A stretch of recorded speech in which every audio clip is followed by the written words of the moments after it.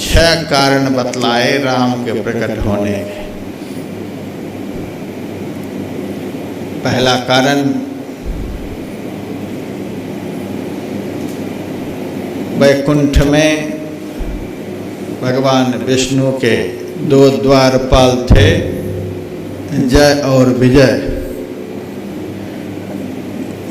सनकादि ऋषि गए थे भगवान का दर्शन करने के लिए।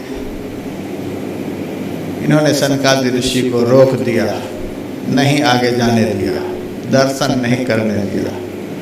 भगवत दर्शन में व्यवधान उपस्थित होने के कारण सनकादि ऋषि को क्रोध आ गया और उन्होंने जय विजय को शाप दे दिया, जा तो राक्षस हो जा। तो भगवान विष्णु के दोनों पार्षद जय विजय सनकादि ऋषि के शाप से पहला जन्म में हिरण्यकश्यपु हिरण्याक्ष हुए, दूसरे जन्म में रावण कुंभकर्ण हुए, तीसरे जन्म में दंत वक्र और शिशुपाल हुए। एक कारण तो यह हुआ, जय विजय के उद्धार के लिए भगवान ने अवतार लिया। दूसरा कारण,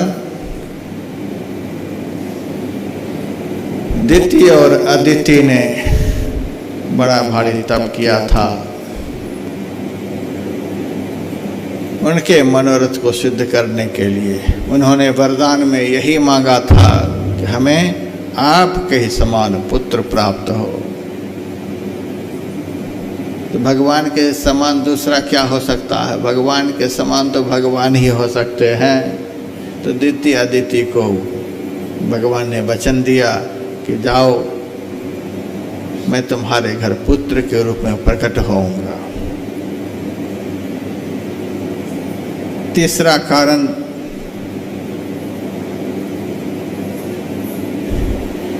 वृंदा के पति जालंधर थे।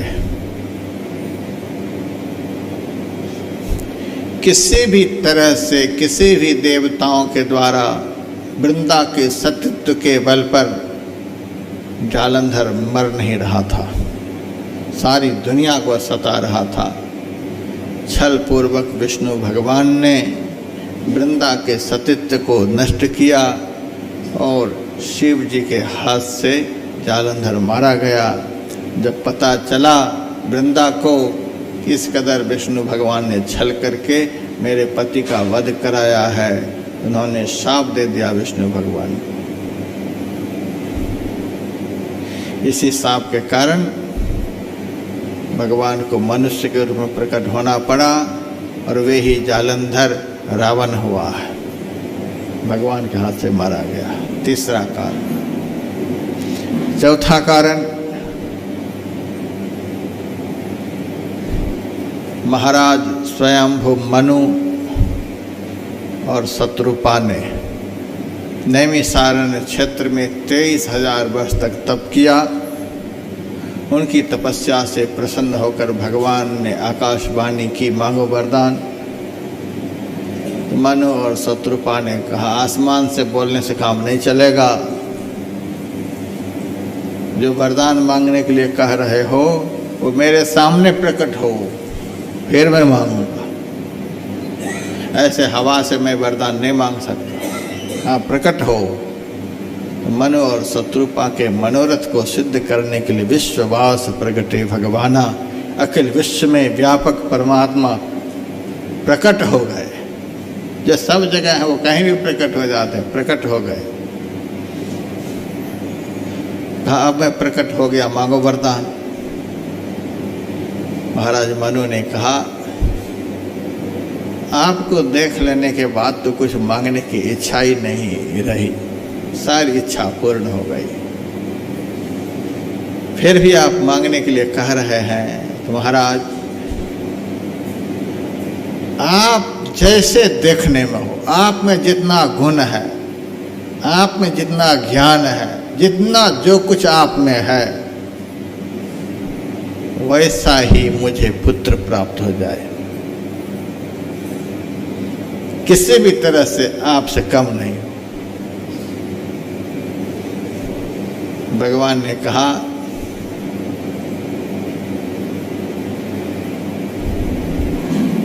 राष्ट्रपति के जैसा दूसरा राष्ट्रपति हो जाए, भारत के प्रधानमंत्री के जैसा और दूसरे देश का प्रधानमंत्री हो जाए, संभव है। एक राजा के जैसा दूसरा राजा हो जाए, संभव है। एक धनवान के जैसा दूसरा धनवान हो जाए, संभव है। एक विद्वान के जैसा दूसरा विद्वान हो जाए, यह संभव है।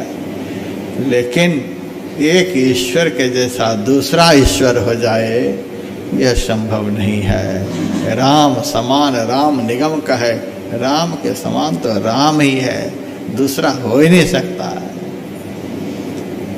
संसार के समस्त पदार्थों की तुलना हो सकती है, संसार के समस्त मनुष्यों की तुलना एक दूसरे से हो सकती है, लेकिन परमात्मा की तुलना किसी और से हो जाए, यह कभी संभव नहीं है। राम समान राम निगम कहे, राम के समान तो राम ही है। आप सरिस खोजों कह जाई, नृप तव तनय होब में आई।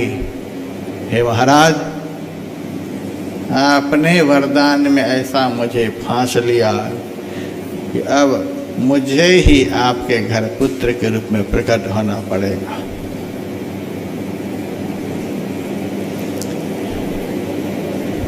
और तो कुछ नहीं चाहिए। महाराज मनु ने कहा एक वरदान और चाहिए। कहा अब क्या? आप में हमारी सामान्य लोगों की तरह पुत्रवत प्रेम होना चाहिए। जैसे पुत्र के लिए संसार के पिता सदैव आसक्त रहते हैं, पिता की सदैव पुत्र में महा आसक्ति रहती है, उसी तरह से आप में हमारा सुत विषयक प्रेम हो, पुत्रवत प्रेम हो। मैं आपको अपना बेटा समझूं। और महाराज, आपके बिना मैं एक क्षण भी जी नहीं सकूं। इतना आपसे हमारा प्रेम हो जाए जितना जल से मछली का प्रेम होता है। आपके बिना हमारे शरीर में प्राण नहीं रहे, इतना प्रेम आपसे हमारा हो। चलो महाराज, ऐसा ही होगा। शत्रुपा के पास भगवान गए, माता आप वरदान मांगो। शत्रुपा कहती है महाराज ने जो कुछ भी आपसे मांगा वह मुझे भी अच्छा लगा, मैं उनके अर्धांगिनी हूँ। महाराज ने जो मांगा वह तो मुझे स्वतः प्राप्त हो जाएगा, मेरे ही माध्यम से तो आप प्रकट होंगे। वह वरदान तो स्वतः मुझे प्राप्त है। यदि आप मेरे से मांगने के लिए कह रहे हैं तो वरदान में यह दीजिए, बड़े बड़े योगियों की जो गति होती है, बड़े बड़े ध्यानियों की जो गति होती है, आपके बड़े बड़े भक्तों की जो गति होती है, बड़े बड़े संतों की जो गति होती है, बड़े बड़े महापुरुषों की जो गति होती है, मेरी भी वही गति हो। इन सब की सद्गति होती है, दुर्गति नहीं होती है। हमारी भी सद्गति हो। भगवान ने एक मस्तु कहा कि ठीक है, अभी कुछ दिनों तक दोनों स्वर्ग में निवास करो, उसके बाद रघुकुल में महाराज आपका जन्म होगा, फिर आपके घर अंश के सहित मैं अवतार धारण करूंगा और हमारे बगल में जो आदि शक्ति विराजमान है उस शक्ति को साथ लेकर आपके घर में निवास करूंगा। अब जाओ आप स्वर्ग में निवास करो। इतना कहकर भगवान अंतर्धान हो गए। वे ही महाराज मनु दशरथ जी हुए, शत्रुपा कौशल्या हुई है और भगवान का अवतार हुआ। एक कारण यह हुआ। पांचवा कारण, शिव जी कहते हैं देवर्षि नारद जी ने भगवान को शाप दे दिया। उसी शाप के कारण भगवान मनुष्य के रूप में प्रकट हुए।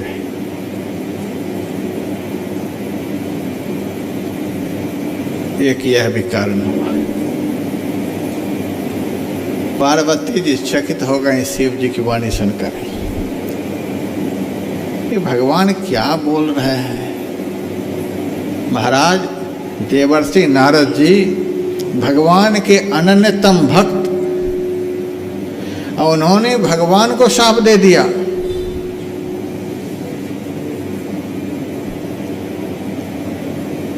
ऐसा कौन सा कारण उपस्थित हुआ जो इतने अनन्यतम भगवान के प्यारे भक्त नारद जी भगवान को शाप दे दिया?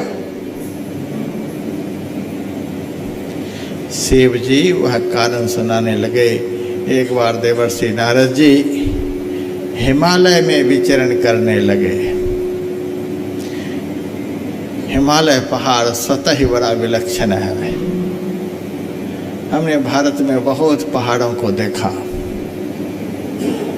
प्रायः पहाड़ संस्कारहीन लगते हैं। जम्मू कश्मीर में भी बहुत पहाड़ है, बहुत घुमा हूँ जम्मू कश्मीर के पहाड़ों में भी, लेकिन कहीं भी कंदरा में बैठकर, गुफा में बैठकर ध्यान करने का मन नहीं हुआ। हिमालय पहाड़ बड़ा विलक्षण है। भगवान ने विभूति योग में लिख दिया, स्थावराणाम हिमालय। एक विभूति बताया हिमालय को। ऐसे पुराण में लिखा हुआ है कि शिव जी हिमालय में आए हैं और हिमाचल से थोड़ी सी जगह की भीख मांगे हैं कि थोड़ी सी जगह मुझे दो, जिस जगह पर बैठ कर के मैं भजन करूं, तपस्या करूं। यह ऐसी भूमि है तो तपस्या की भूमि है। तपस्या का संस्कार, भजन का संस्कार हिमालय को प्राप्त है। आदि शंकराचार्य कहाँ? केरल में प्रकट हुए और देह का त्याग कहाँ? हिमालय में आकर के किया। समाधि में मग्न हो गए हिमालय में आकर के। तो तपस्या का संस्कार है इस भूमि में। तो हिमालय में विचरण कर रहे थे, अर्थात संस्कारित भूमि पर विचरण कर रहे थे। फिर हिमालय में ही यह सौभाग्य है कि गंगा नदी बहती है।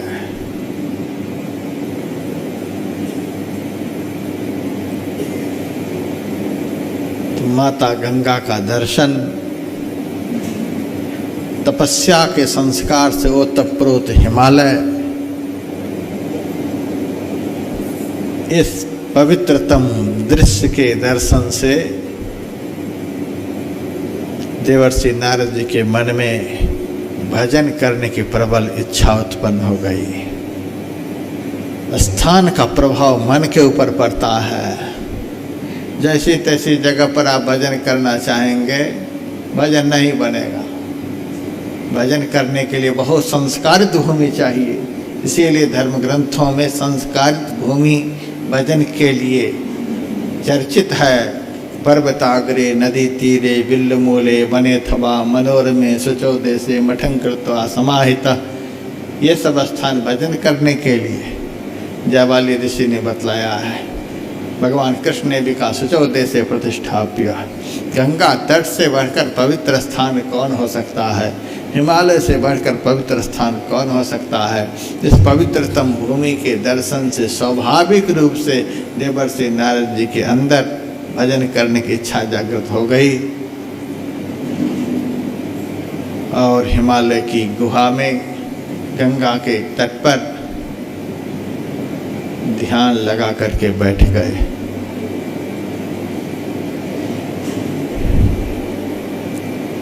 पवित्र संकल्प को लेकर ध्यान पर बैठे तो ध्यान में मन लग गया।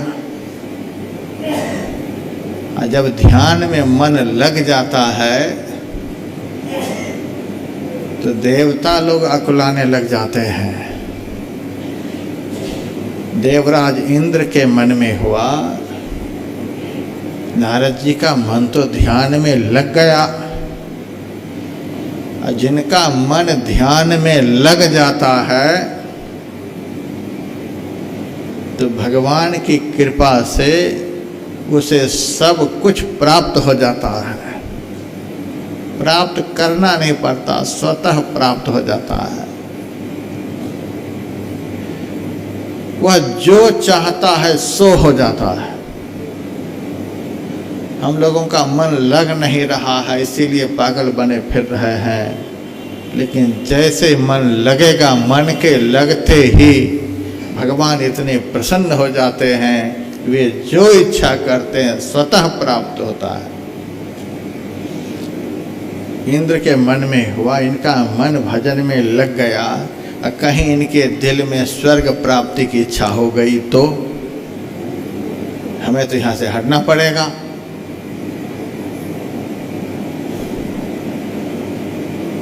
तो देवर्षि नारद जी को भजन में बैठे हुए देखकर देवराज इंद्र घबराए। यद्यपि जिनका मन भजन में लग जाता है वह लौकिक पारलौकिक किसी भी प्रकार के भोगों की इच्छा नहीं करता है। मन इच्छाओं से रहित हो जाता है। तो भी देवराज इंद्र के मन में हुआ, कहीं इनके मन में यह हो जाए कि मुझे इंद्र का पद प्राप्त हो जाए, स्वर्ग प्राप्त हो जाए, फिर तो हमें हटना पड़ेगा। 2-3 दिन पहले महाराष्ट्र में क्या सब हुआ। हटने वाले को हटने में कितना दुख होता है और बैठने वाले को बैठने में कितना सुख मिलता है, वो महाराष्ट्र का दृश्य बतलाता है। देवराज इंद्र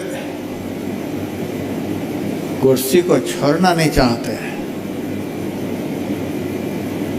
और सच्चे भक्त देवराज इंद्र की कुर्सी को कौन कहे। सुनहु तात ते परम विरागी, तृण सम सिद्ध 3 गुण त्यागी।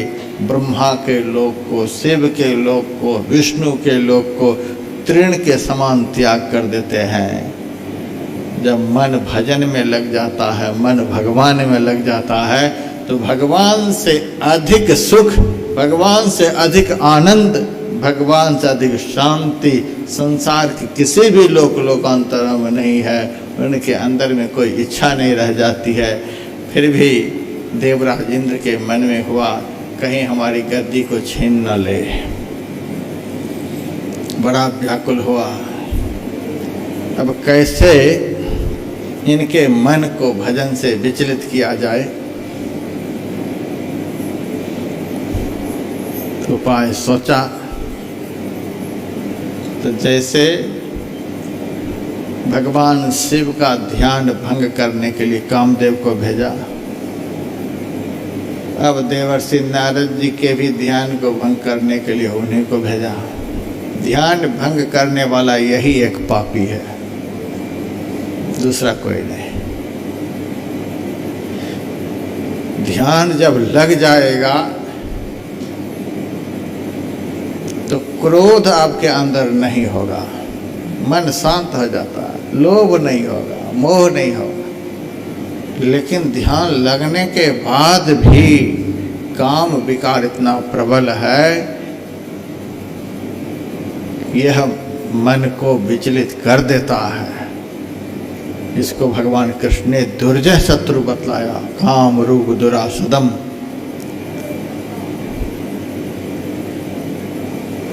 तो देवराज इंद्र ने देवर्षि नारद जी का ध्यान भंग करने के लिए कामदेव को प्रेरित किया, भेजा। कामदेव फिर वहां जाकर जो शिव जी के साथ किया था वही सब नाटक किया। लेकिन जिनका मन ध्यान में लग जाता है वह भगवान का सच्चा भक्त कहलाता है। और सच्चा भक्त के लिए भगवान कृष्ण का वचन है, योग क्षेम वहाम्यहम्, मैं भक्तों का योग क्षेम वहन करता हूँ। योग कहते हैं अप्राप्त की प्राप्ति को, क्षेम कहते हैं उसकी सुरक्षा को। प्राप्त भी कराते हैं, प्राप्त हुआ पदार्थ नष्ट न हो जाए उसकी सुरक्षा, यही योग क्षेम है। भक्तों का योग क्षेम मैं करता हूँ। कौन्ते ही प्रतिजानी ही न मे भक्त प्रणश्यति, हे कुंती पुत्र अर्जुन, तो यह निश्चय सत्य जान कि मेरा भक्त नष्ट नहीं होता है। अपने भक्त को नष्ट होने से भगवान स्वयं बचाते हैं। तो अपने प्यारे भक्त देवर्षि नारद जी को बचाने के लिए रखवाले के रूप में चारों तरफ भगवान घूम रहे हैं। काम विकार बहुत प्रयास करके देख लिया,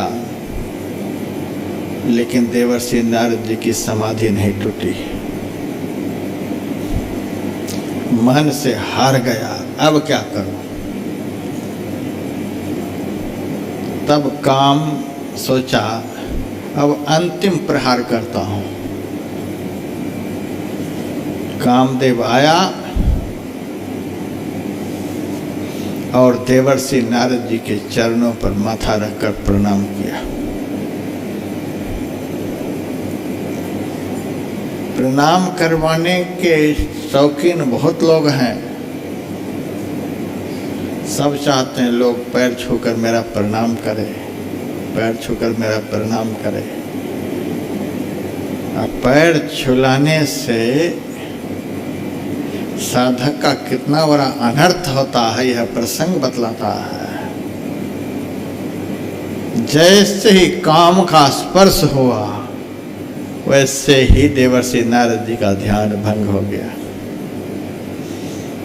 काम विकार का स्पर्श मात्र से, काम से प्रभावित होकर काम में लिप्त हो जाने के बाद तो सत्यानाश सुसंभव है।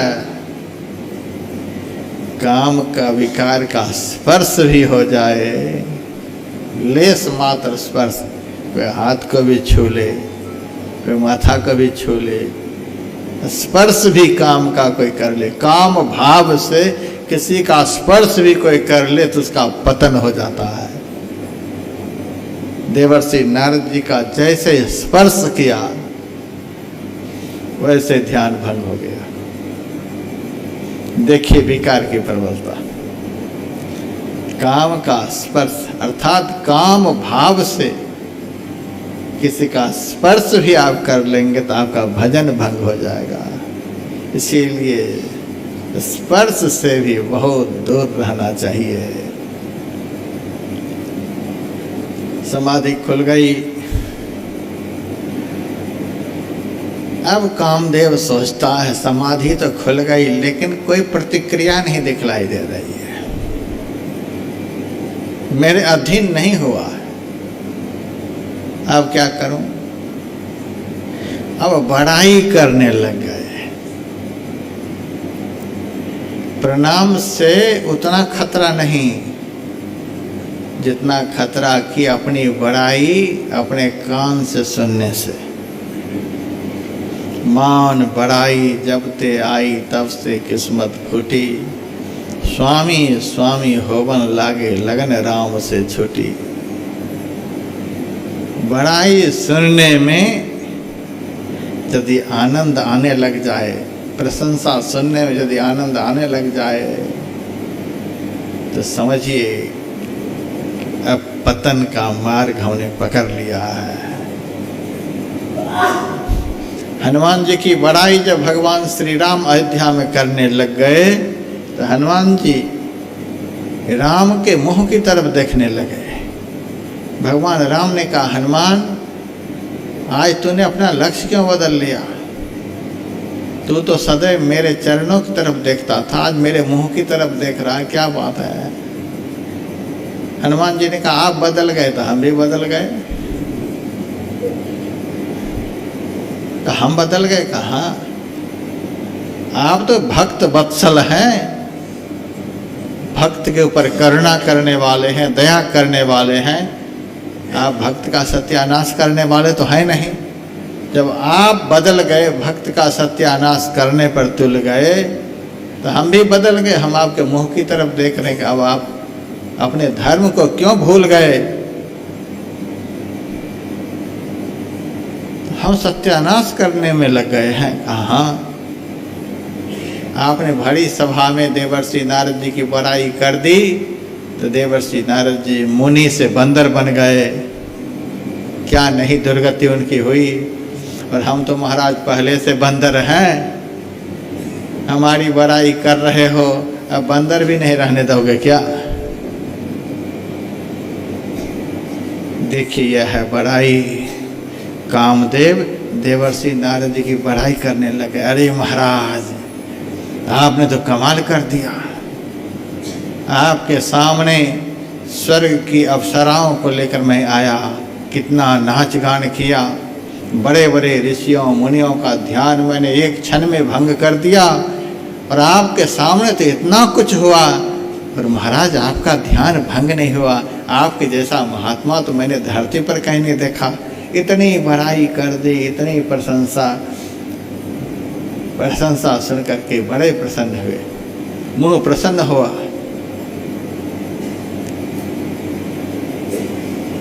कामदेव समझ गए, अब मेरा बाण लग गया। प्रशंसा सुन करके मुंह प्रसन्न हो जाए तो समझिए अब पतन का रास्ता शुरू है। मैं आप लोगों को राम की कथा सुना रहा हूँ। आप लोगों को राम के जैसा बनना है।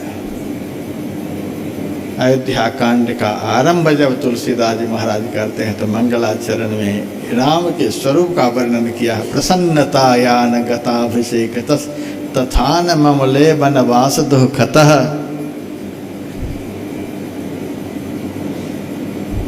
कल राम का राज्याभिषेक होगा, यह खबर मिली।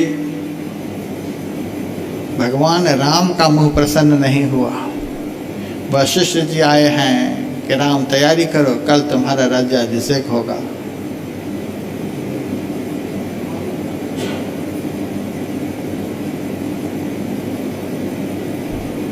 वहीं रोको।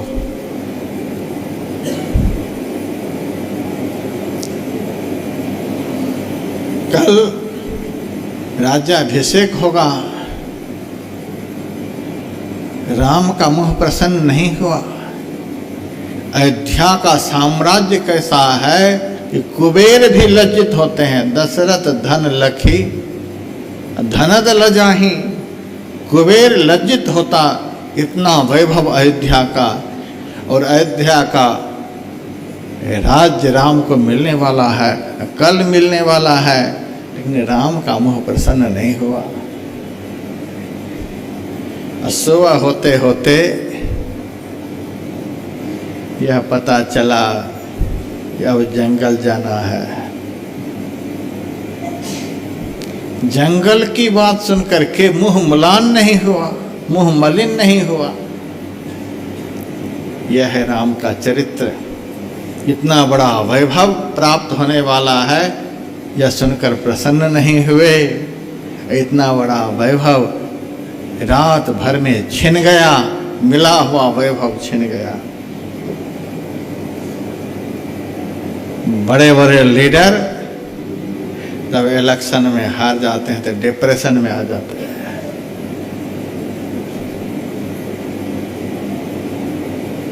दूसरे देश में चले जाते हैं, अपने मुंह को छिपाने के लिए राज छोड़ देते हैं, कहीं से कहीं जाकर छिप जाते हैं।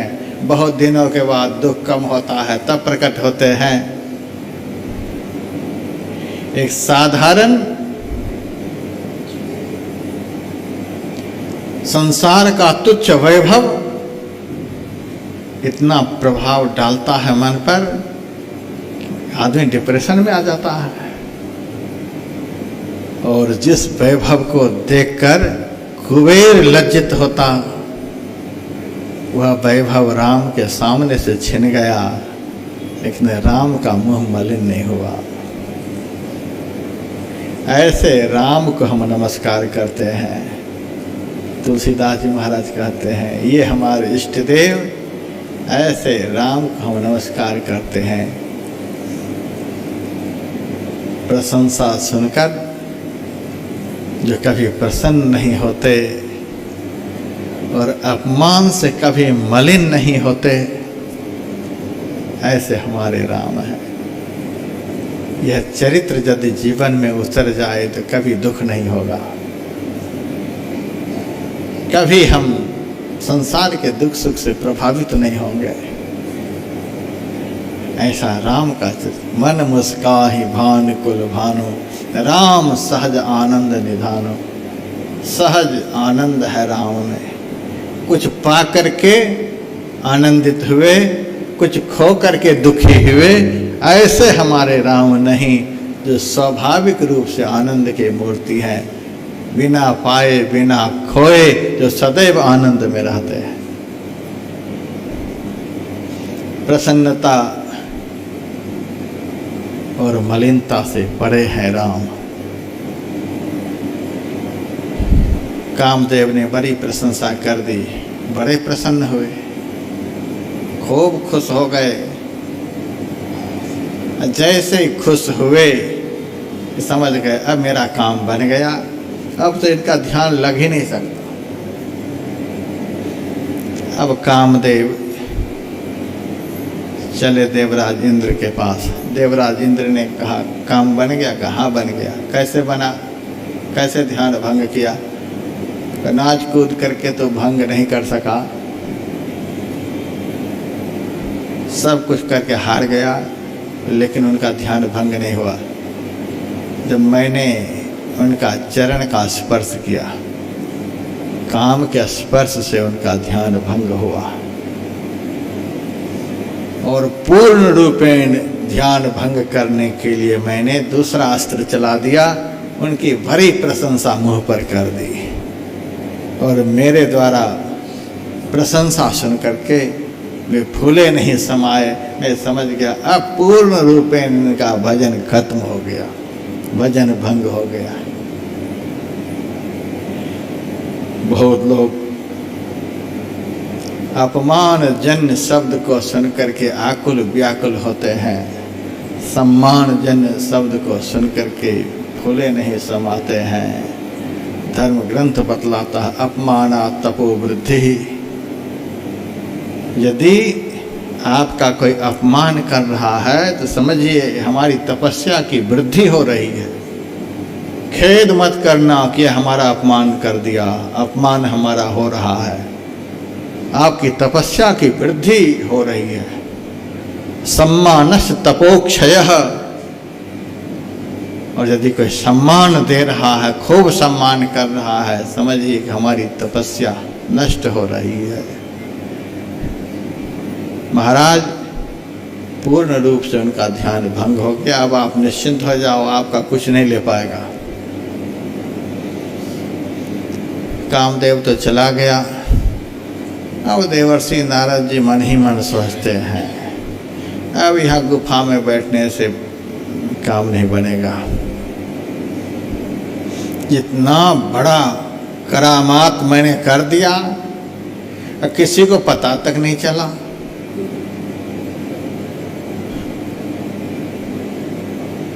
भगवान शिव शंकर ने कामदेव को क्रोध करके जला दिया और सारी दुनिया जान गई शिव जी ने इतना बड़ा काम कर दिया। और हम तो उनसे भी आगे हैं और हमारे विषय में कोई नहीं जानता है। काम ने सब कुछ करके देख लिया, मैं काम से प्रभावित नहीं हुआ। काम मेरे पास आया तो हमारे मन में उनके ऊपर क्रोध भी नहीं हुआ। और देवराज इंद्र की सत्ता का लोभ भी हमारे दिल में नहीं।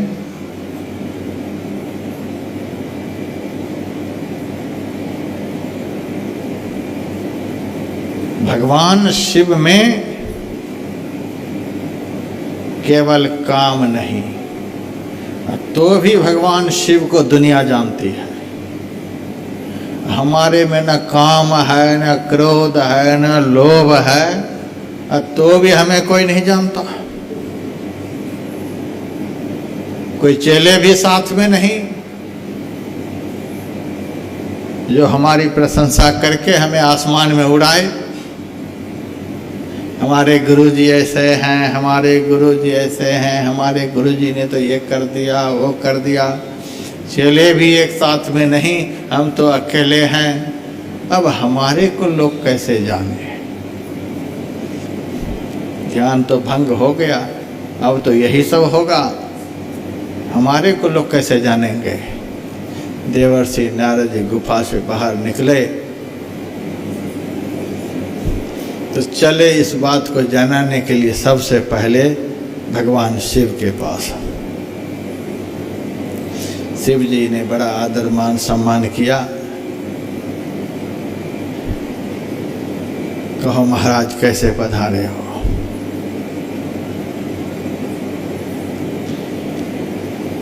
भगवान शिव के मन में है कि संत हैं, साधु हैं और हिमालय से तप करके आए हैं,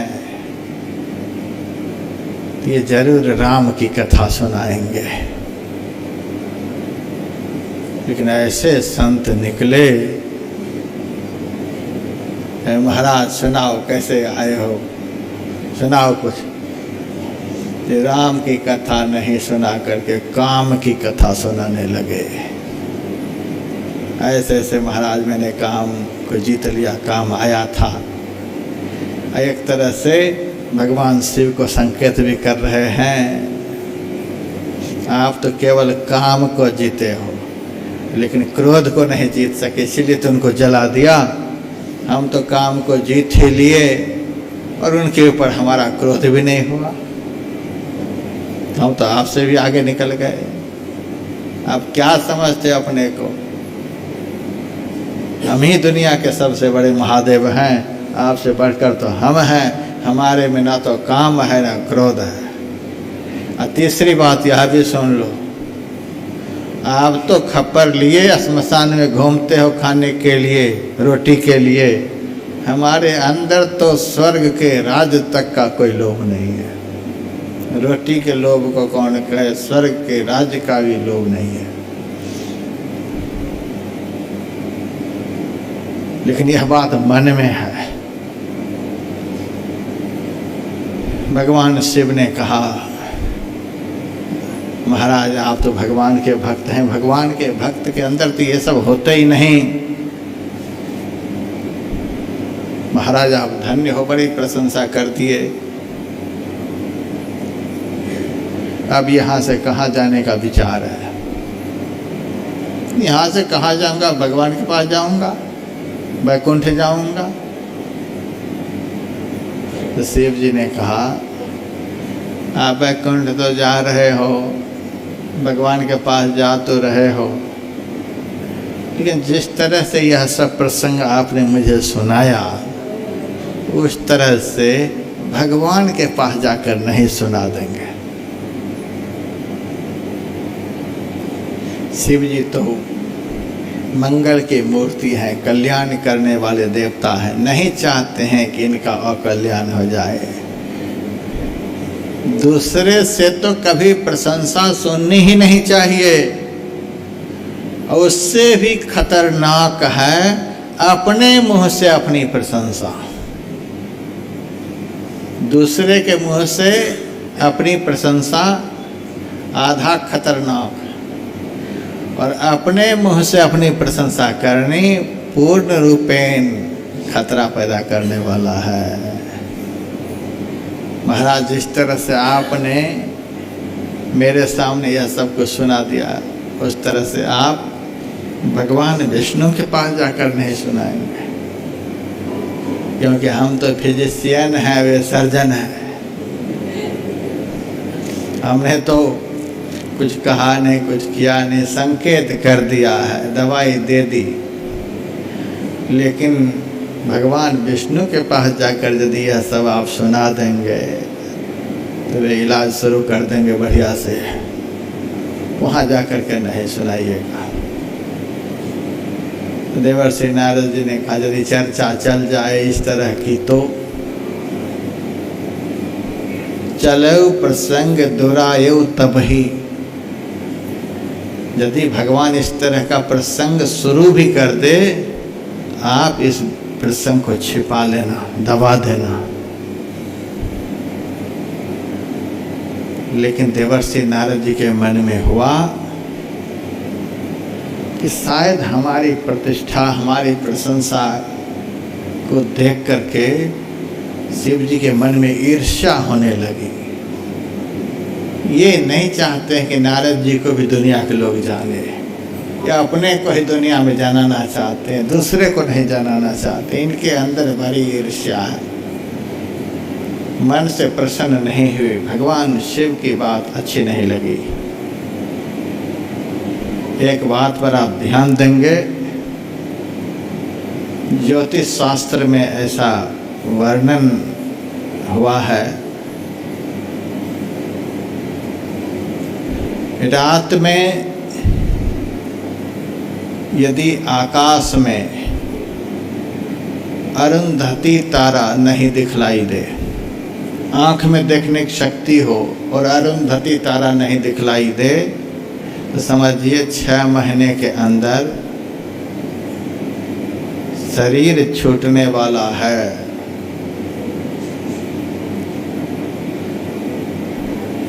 दीपक के बुझने पर थोड़ी देर धुआं निकलती है, उस धुआं की गंध भी फैलती है। वह गंध घ्राण शक्ति तीव्र रहने पर भी नहीं लगे तो समझिए 6 महीने के अंदर मृत्यु होने वाली है। सब प्रकार से जो हितकारी हैं, उपकारी हैं, कल्याणकारी हैं, इनकी कल्याणकारिणी बात यदि अच्छी नहीं लगे तो समझिए 6 महीने के अंदर अकल्याण होने वाला है। अपने से श्रेष्ठ जनों की बात यदि अच्छी नहीं लगी तो महा अकल्याण होने वाला है। देवर्षि नारद जी ने मन में सोचा कि हमारी प्रतिष्ठा को देखकर शिव जी जल रहे हैं, इसीलिए कहते हैं किसी के सामने बताना ही नहीं। बिना बताए कैसे लोगों में प्रचार होगा? चला चमेटा है नहीं साथ में, कौन प्रचार करेगा? भीतर से बड़े दुखी वहाँ से चले। शिव जी समझ गए इनको हमारी बात अच्छी नहीं लगी। अपने 2 गण को देवर्षि नारद जी के पीछे लगा दिया, जाओ इनके पीछे पीछे, इनको हमारी बात अच्छी नहीं लगी। महापुरुष की बात सुनने में अच्छी नहीं लगे तो कितना अनर्थ होगा, यह प्रसंग बतलाता है। मेरी बात अच्छी नहीं लगी है, अब देखना इनका क्या सब होता है। 2 गण को साथ लगा दिया। देवर्षि नारद जी गए वैकुंठ। भगवान विष्णु समझ गए कि ये विकारों से प्रभावित होकर के आए हैं, अपने आसन छोड़ करके देवर्षि नारद जी को गले लगाने के लिए आए। पहले तो देवर्षि नारद जी भगवान के चरण छूने के लिए जाते थे, आज भगवान ही उनको गले लगाने के लिए आए। इनको तो और अधिक प्रसन्नता हुई। हमारे जैसा तो दुनिया में कोई नहीं, जिनसे मिलने के लिए दुनिया जाती है वे खुद हमसे मिलने के लिए आ रहे हैं। विकार बढ़ता चला जा रहा है। अपने आसन पर बिठाए, बड़ी प्रशंसा की। कहो महाराज कैसे कैसे आना हुआ, सब कुछ बता दिया।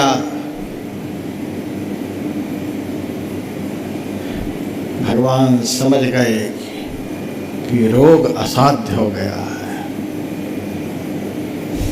महाराज आप ब्रह्मचारी हो, ब्रह्मज्ञानी हो, काम विकार आपका क्या बिगाड़ सकता है? यह भगवान ने नहीं किया, हमने आपकी रक्षा की है।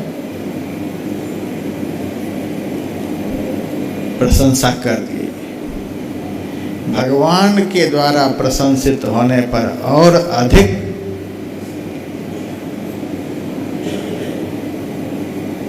ये प्रसन्न हुए। भगवान ने आदर मान सम्मान करके देवर्षि नारद जी को विदा किया। अब सर्जरी शुरू होती है।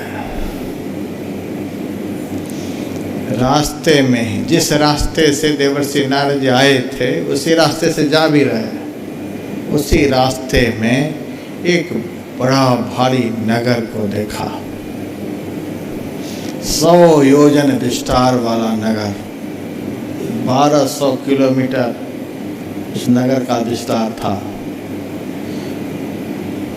वैकुंठ से भी बढ़िया देखने में लग रहा था। और उस नगर के राजा का नाम था शील निधि। उनकी पुत्री का नाम विश्व सुंदरी।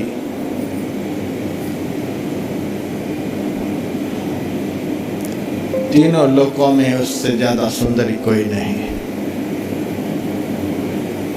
उनका स्वयंवर का कार्यक्रम चल रहा था। दुनिया के राजे महाराजे वहां पधारे हुए थे। देवर्षि नारद जी उस नगर में गए, राजा से मिले। राजा ने अपनी पुत्री लाकर उनके सामने किया। महाराज, इसी का यह स्वयंवर रचा गया है।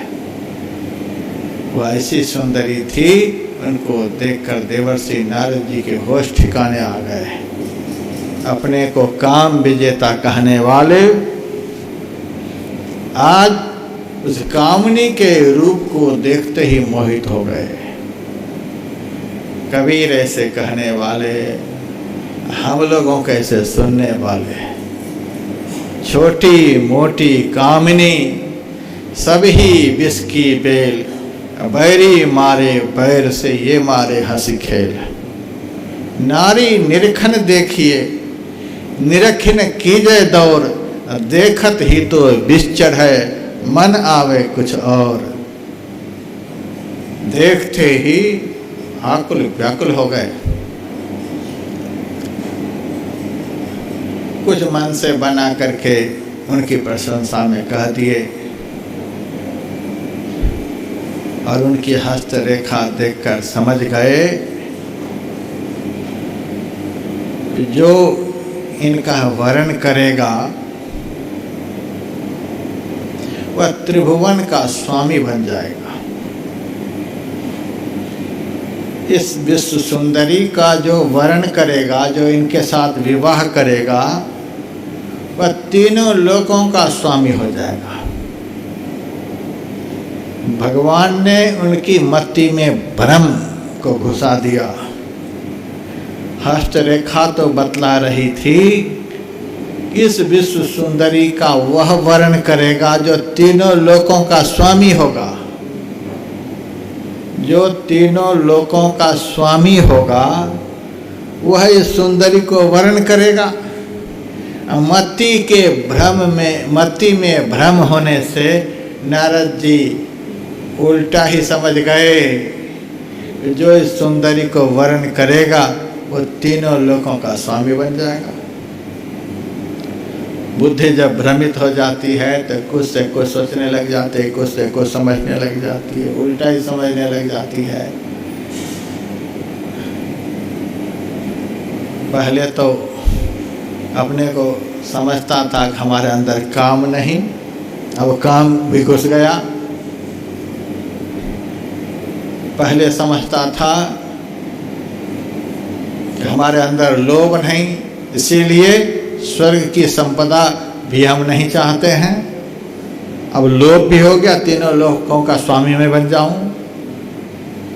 अब क्रोध भी घुसने वाला है, अब भगवान को शाप भी देंगे थोड़ी देर में। पहले जो सोचता था हमारे अंदर यह नहीं, हमारे अंदर यह नहीं, प्रशंसा सुनकर प्रसन्न होने से ये सारे दोष भीतर में आ जाते हैं। यह सबसे बड़ा दुर्गुण है।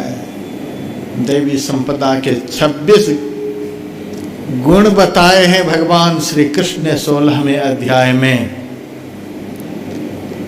26वां गुण अभयं सत्य संशुद्धिर से गुण आरंभ होता है। अभयम पहला गुण है देवी संपदा का। 26वां गुण नातिमानिता, अपने में पूज्यता के अभिमान का अभाव। कभी प्रशंसा सुन करके प्रसन्न नहीं होते हैं।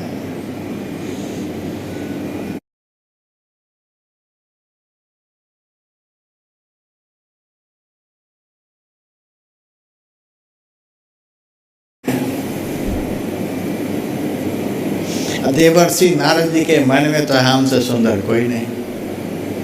अब भगवान ने सुंदर क्या बनाएंगे, भगवान ने तो बंदर बना दिया था।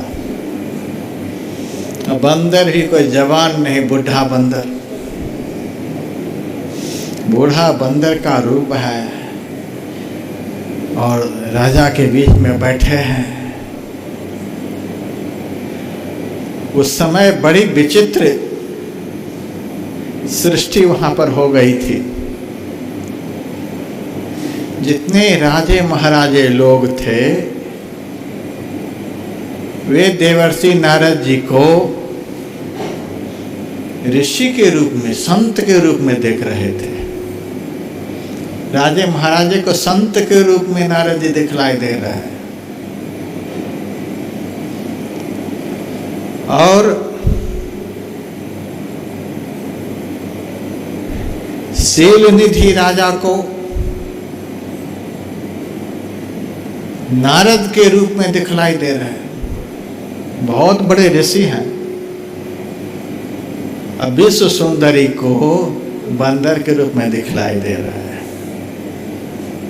भगवान की कैसी रचना है कि हमारे भक्त को लोग उपहास की दृष्टि से नहीं देखे। जिसके लिए यह रोगी बना है केवल उसी की दृष्टि में यह बंदर रहे, बाकी सबकी दृष्टि में ये आदर का पात्र बना रहे। ये भगवान की महिमा है। अपने भक्त को कभी भी समाज में गिरने नहीं देते हैं। है तो मेरा भक्त ही, इन्होंने कह दिया है जही विधि नाथ हो हित मोरा, करहु सपेगी दास ने तोरा। यदि समाज के लोग बंदर के रूप में नारद जी को देखते तो सब जगह नारद जी का उपहास होता। अपने भक्त का उपहास भगवान नहीं देख सकते, इसलिए सब लोग कोई संत के रूप में देख रहे हैं, कोई देवर्षि नारद के रूप में देख रहे हैं, लेकिन विश्व मोहिनी बंदर के रूप में देख रही है। अब बंदर के गला में कैसे माला डाल देंगे। अब देवर्षि नारद जी सोचते हैं कि हमारे ऊपर इनकी दृष्टि नहीं पड़ रही है। अब इस मोहिनी इनको देखना नहीं चाहती है। जैसे नज़र पर एक नज़र फेर ले, ये कूद करके उनके नज़र के सामने चले जाएं, जहाँ कूद करके जाएं वहीं से नज़र फेर ले। ये तो उछल कूद मचा रहे हैं, ये काम विकार जब मन में प्रबल हो जाता है तो आदमी आदमी नहीं रह जाता है, वो बंदर की तरह उछल कूद मचाने लग जाता है। आचार्य शंकर से भक्तों ने पूछा था, कोवा महांधो, ये आचार्य दुनिया में सबसे बड़ा अंधा कौन? मदनो तुरोयो, जो काम बस व्याकुल है, ये उछल कूद मचाने वाला विकार है। एक संकेत यह भी साधु संत बतलाते हैं, विश्व मोहिनी यह तो एक माया है। देवर्षि नारद जी महापुरुष हैं, संत हैं। संत की ऐसी महिमा है कि संत की तरफ माया देख भी नहीं सकती। संत जहाँ विराजते हैं उस तरफ माया की दृष्टि नहीं जा सकती, माया का प्रभाव नहीं पड़ सकता। इसीलिए जब तक संत के संग में है तब तक माया आपका कुछ भी नहीं बिगाड़ पाएगी। उछल कूद मचा रहे हैं।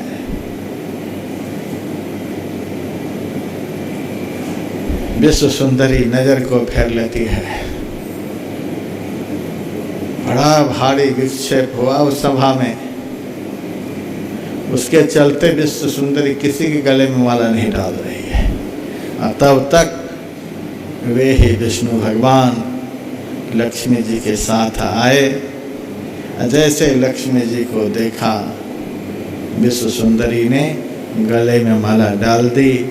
अब विष्णु भगवान विश्व सुंदरी को लक्ष्मी को साथ में लेकर निकल पड़े। देवर्षि नारद जी तो हाय हाय करने लग गए, ऐसे भगवान हमारी शादी नहीं होने दिया, स्वयं पत्नी के होते ही शादी कर ली। इनके ऐसा ईर्ष्यालु देवता कोई नहीं। मेरा काम नहीं बनने दिया और अपना काम बना लिया। ऐसे भगवान, ऐसे को तो मैं शाप जरूर दूंगा। शिव जी के दोनों गण देख रहे हैं, किनको शाप देने के लिए जा रहे हो? अपना मुंह तो देख लो जा करके, तुम हो कौन? पानी में जा करके अपना मुंह देखा, अरे ये तो मैं बंदर बन गया। बंदर जैसा मुंह देख करके क्रोध की अग्नि भड़क उठी। उसी क्रोध में आकर के शिव जी के दोनों गणों को श्राप दे दिया। अरे मूढ़, तो हमको देख करके हंसी करता था, मजाक उड़ाता था, जा राक्षस हो जा। देवर्षि नारद जी के शाप से शिव जी के वे ही दोनों गण रावण और कुंभकर्ण हुआ। और भगवान के पास नारद जी चले गए। मैं समझ गया आपके जैसा नीच निकृष्ट दुनिया में कोई नहीं। आप अपने को निरंकुश समझते हो, अपने से बढ़कर कोई नहीं समझ, किसी को नहीं समझते हो। आज आपको पता चलेगा कि किसके पाले पड़े हो। जिस मनुष्य का रूप धारण करके आपने मेरे साथ छल किया और विश्व सुंदरी के साथ ब्याह कर लिया, भगवान होते हुए मनुष्य का रूप धारण कर लिया, तो जाओ, पहला शाप तो यह है कि अब आपको मनुष्य बनना पड़ेगा। और दूसरा शाप यह लो, विश्व सुंदरी के लिए जिस तरह से मैं आकुल व्याकुल हूँ, उसी तरह से तुम भी नारी के विरह में आकुल व्याकुल होगे। और तूने बंदर का रूप देकर के मेरे साथ छल किया है, तो जाओ, यही बंदर एक दिन तुम्हारी भी सहायता करेगा। साप भगवान तक को दे दिया। पहले कहता था मेरे में क्रोध नहीं, मेरे में काम नहीं, मेरे में ये नहीं, मेरे में वो नहीं। लेकिन जब काम विकार का स्पर्श हो जाता है तो धीरे धीरे सारे विकार उसमें प्रवेश हो जाते हैं, सब दिखाई देने लग गए। भगवान ने अब देख लिया कि इनकी सर्जरी हो गई। अब अपनी माया को उनके माथे पर से खींच लिए।